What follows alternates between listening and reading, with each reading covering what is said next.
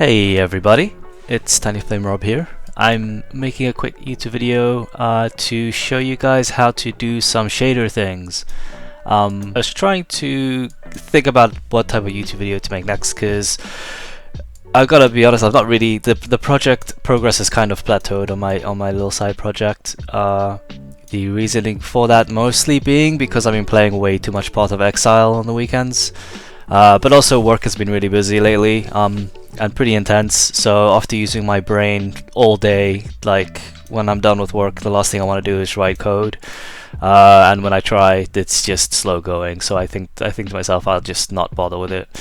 But to be honest, like that's only a small part of it. Most of it is Path of Exile. I've just been obsessed with that game, but I'm almost done with it, so once I finish a playthrough, I'll probably get back to just making progress. I suppose a third reason could be like most of what I'm working on currently, if you looked at my previous video, is just adding controller support, and it's not super interesting. Like I could show you guys menu logic, but like as I'm writing the code, I'm bored out of my mind, so I can only imagine what kind of YouTube video that would make. So it's not really something I'm that interested in making. I'm just trying to get it working, and then once controller support is working, I can add more features and things of that nature. So yeah, I also like I want to get out of the way because I do have some ideas of what I want to be doing, like for example the Sleepy Gym hotel quest or mission that you can do. I want to rebuild it from the ground up, just because I think the whole cleaning up bodies mechanic is kind of boring. I thought of a much more fun, at least narratively more fun quest to do, which involves a lot more sneaking and being sneaky. So I'm hopeful to implement something like that, and obviously draw more art assets. I have drawn some new assets. I've just not imported them into the game engine yet, into the project yet. But I also need to draw some more once I get some time. So yeah, hopefully I could get back to doing that stuff. But I thought like I would make a video today to discuss some of the post-processing effects we can put into the video game, or into a video game, because specifically I want to talk about the blur field one. So if we click menu, we can see like the background blurs, and if we click continue, it unblurs itself. So that's a post-processing effect, and I thought it's a pretty neat effect, and maybe people watching also want to add something similar, and I'll show you guys how to do that.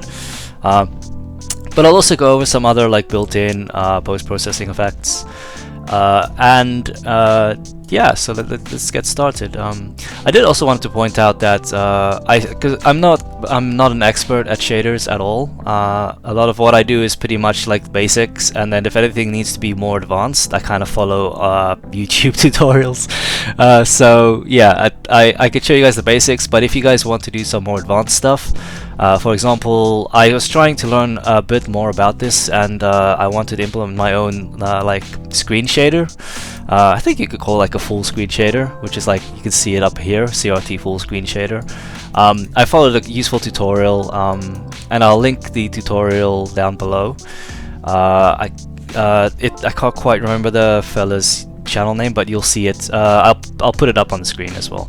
But yeah, you can see it there. I'd highly recommend following, like most of these tutorials are brilliant when it comes to shaders for Unity, and he'll explain things way better than I ever could. So if you're more interested in the more advanced stuff, definitely check out like that channel, because it's been helping me quite a lot. For example, it helped me make this shader here, which I've got running, but I've got it disabled. Let's just click on the material for it. So in Unity it's called a full screen pass render feature, or like a full screen shader. I actually have some documentation here. Full screen pass render feature reference for URP. So the important thing to remember is you kind of need the HDRP pipeline to use this. So like you'll need like a newer version of Unity. But even though it says URP here, it still works with HDRP. And to be honest, I've not had any bugs or anything stop me from getting my project done, so I've not looked too in-depth for it. But there's a slight difference to how full screen pass render stuff works with URP and HDRP. But to be honest with you, I'm such a noob with shaders, I don't really know the intricacies with that. So I'll leave it to you guys to figure that out. But it allows you to do pretty cool things. Like, so if we go to this, we can like turn it on. I'll just show you guys the actual effect. So it's like a CRT effect, which is pretty cool, right? But again, like I'd recommend going to that fella's YouTube channel and then seeing how to do it. I don't really want to like steal his thunder because he did all the work. I just kind of followed along. What I do want to show is how to use volumes and how to do like the built-in Unity post-processing effects. You can see them running here already, but it might not be as obvious. So what I'm going to do is I'm going to turn them all off real quick just to show you guys what it looks like without them. So if we scroll to the volume, so this is all of the post-processing turned off. So this is the basic game. It kind of looks cool, but I wanted a more like, I mean, I'm by no means very artistic, but I wanted a more like stylized view of the game, right? I kind of want I want it to look foggy, misty, smoky, kind of like a Gambler's Den. And so I added a bunch of post-processing effects to do that, and I also added depth of field to do the blur effect, which I'll go into in a minute. So this is with it all the post-processing turned on, and this is with all the post-processing turned off. So if you want to do this, the first thing that you need to do is, assuming you have the correct HD pipeline set up, you want to create a volume. Now, I created a volume as part of the main camera, and the reason I did that was because a lot of these effects are applied to the camera. The best practice for when using volumes is to add it to its own game object. So essentially we would want to go like create new game object and then like a new empty game object like that. We'd name it like volumes or something useful, volumes, and then we would add a component and we'd add a volume, right? And we can choose which type of volume we want. Now there's two types of volumes. There's a global volume and a local volume, and they pretty much self-explanatory, right? Global will apply to everything, and local will apply to a boundary box. Now, the way you set that boundary box is by adding a collider object. It can be any collider object, I believe, according to the documentation. So we can add like a box collider, which is like the simplest or one of the more performant colliders, right? And then we can have local, and we can set like a bunch of settings to apply to that. But I don't actually use local volume. I don't use local post-processing effects. My project isn't that advanced. Like I said, I'm just trying to get a little bit of a stylized look. But I'm very hesitant to add too much post-processing because I don't want to hide my terrible art. I think it's very, very tempting for someone like me who's not good at drawing things and adding assets into the game to just try and hide it with fancy effects. And I kind of don't want that. I want to keep myself honest, and I don't want to like hide things too much because I think it takes away from the game project. So I'm trying to like keep things simple. I'm just going to delete this. But so basically, the reason why this is a best practice, and the reason why you want your volume attached to its own game object,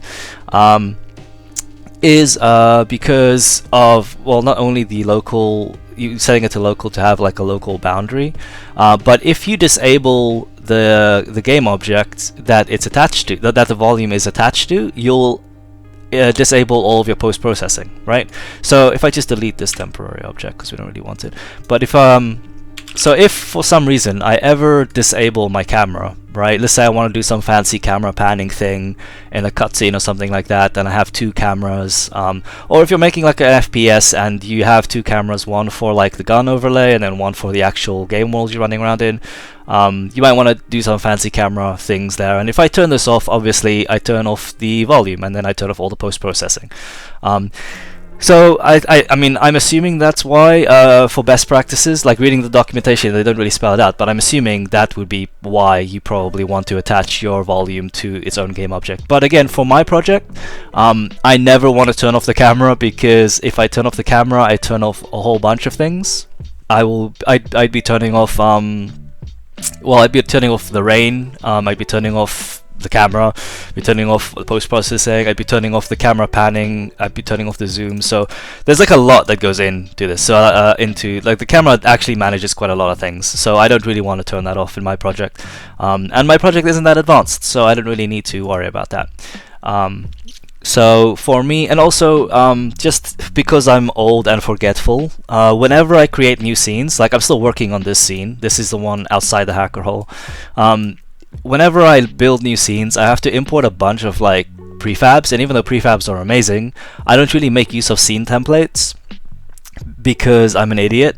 So what I do instead is I just import all the prefabs, and it's very easy because once all the prefabs are in the scene, I have to hook them up and configure them, and it's very easy to forget things, right? So having this volume attached to this game object means that I have one fewer game object I know I need to import into a new scene. So as long as the camera's there, I'll be able to have rain, I'll be able to have camera panning, I'll be able to have zoom, and I'll be able to have post-processing. It's all in one box essentially. That's why I do it. It's like an anti-pattern, but you know. Anyway, that's my rambling about why I'm doing things badly, I suppose. But it works for me. So let's see, like either you've got your own game object with a volume attached, or you've got your camera with a volume attached. Let's have a look at the actual volume component itself. So we have like a profile instance here, which is going to have like you're probably going to have to make like a new profile. That's interesting. Is this global? Oh, this is because, so this will be, oh, I see, this will be automatically created. So this is not one we should be using. This was created because I added a volume earlier, so this is the one that we actually use. It's got all my goodies in it. The profile is what's actually attached to the volume. So the volume is essentially just like a logical container for the profiles, and all of these post-processing effects, the bloom, the depth of field, the vignette, and the lens distortion, they're applied to this actual profile here, which lives over here. Right, so if we click it, we can actually see all of the same settings over here. So we change anything here, we'll be changing it in our volume. The volume just kind of holds the volume profile. And I again recommend reading documentation. It'll explain things in more detail, but that's just, you know, a quick little how-to essentially. So for us, once we add a volume and we have our volume profile. And volume profiles, by the way, are useful because where did it go? There. Volume profiles are useful because you can have different volume profiles for different scenes, or you know. So, for example, I used to have like a couple, but now I just use the same one because I want to keep post-processing consistent amongst all my levels to make them make sure they look the same. But you can do that if you want to. So once we have that, we're going to have to add an override. So the way that volume profiles work, or the way that post-processing settings work, is you don't create them. Post-processing settings are always there. The way you manipulate them is by overriding them. And so what we do with all of these settings here, these are overriding the default settings.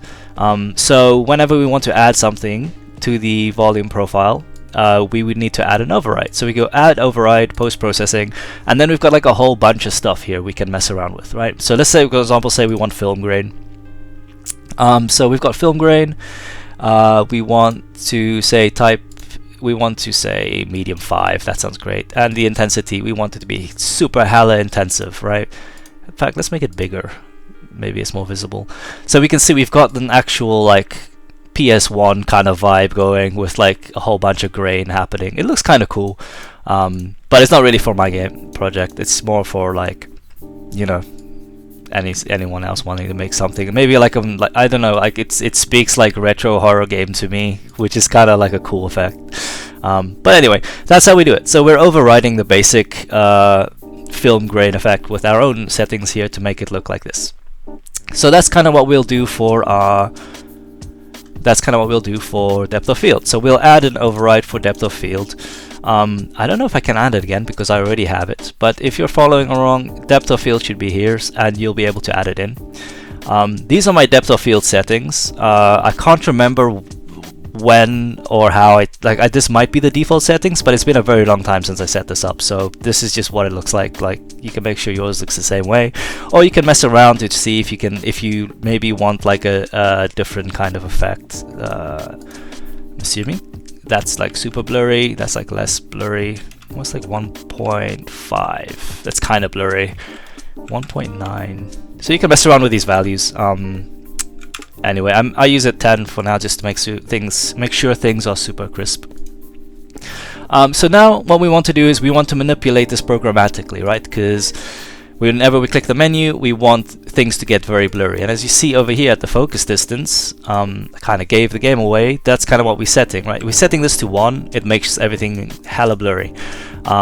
So that's what we want to do, but in code. So let's have a quick look at our code.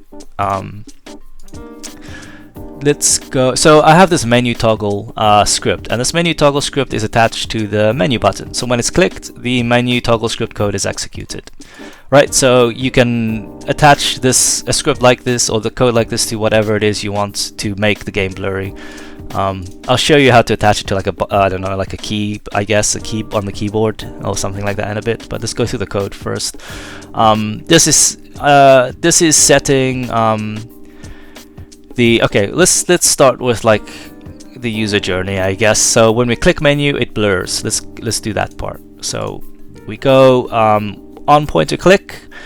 Pointer event data, blah blah blah. That's just basically when I click on the thing with my mouse cursor, call the toggle menu function, and this is the toggle menu function. It's kind of basic. Please forgive all of the mad comments, but it's very basic. If the menu is not active, we make it active. If it is active, we hide it and set back everything to default, right? The most important parts here are cam volume. So we've got a cam volume object, which is a Unity rendering volume profile. So remember when we were talking about volume profiles, that's basically what we're doing. We're creating an object of volume profile here because we're going to add our volume profile that we're using here to that game object. So that's what we do here. So we go cam volume equals find the main camera game object because that's where our volume is attached to. We're going to say get object Unity rendering volume. We're going to get the volume, and then we're going to get the profile. This little question mark, you can kind of see, like, this isn't my, I don't know if you'd be able to tell, I guess, but for me this isn't my normal coding style. The question mark is like a C# thing where it's a safer way of grabbing values. So if the value doesn't exist, it'll return. If the question mark is there, it means if the value is there, return it. If it's not there, return null. And it kind of helps safeguard against null pointer reference exceptions. Don't worry too much about the question mark. Basically what we're getting here is we're going to the main camera, looking at the volume, grabbing the volume profile. Now that we have it, we're going to try and get the actual depth of field override that we added. So again, over here we've got cam vol try get, and I've not used try get before, but if you look at the documentation, I had it here real quick. We've got try get t out t. So we've got public bool try get, so we can see that the component, because that's a bit I wasn't sure about. Over here we do try get Unity engine rendering universal depth of field, so we get our depth of field override, and then we have out temp. And I was like, what on earth was out temp? And then in the documentation, that's where we can see out t component, and we can see the component is the output argument that contains the volume component or null. Right, so that's basically a nice fancy way of saying depth of field. We're getting our depth of field setting, or we're getting null if it doesn't exist, because that's what try get does. Try get tries to get the thing, and if it can't get it, it turns null. So let's have a quick look at this variable here where we store our depth of field. As you can imagine, it's going to be a depth of field universal or rendering universal depth of field object. I can't remember why or how I figured this out. I'm assuming I looked at the documentation, but basically it just needs to be a depth of field because we're storing our camera's depth of field here, so that we inside the temp, so that we can manipulate it. And then the bit that stumped me for the longest time, as you can see by all the comments, I just started trying random values. For some reason I thought m value would work. The documentation's a bit vague when it comes to this, but this line here, this is how you change the focus distance on depth of field. And focus distance is pretty tightly tied to how the camera works in Unity, but if we look at the documentation, you can kind of see, I guess, maybe, the documentation is not great. Camera focus distance.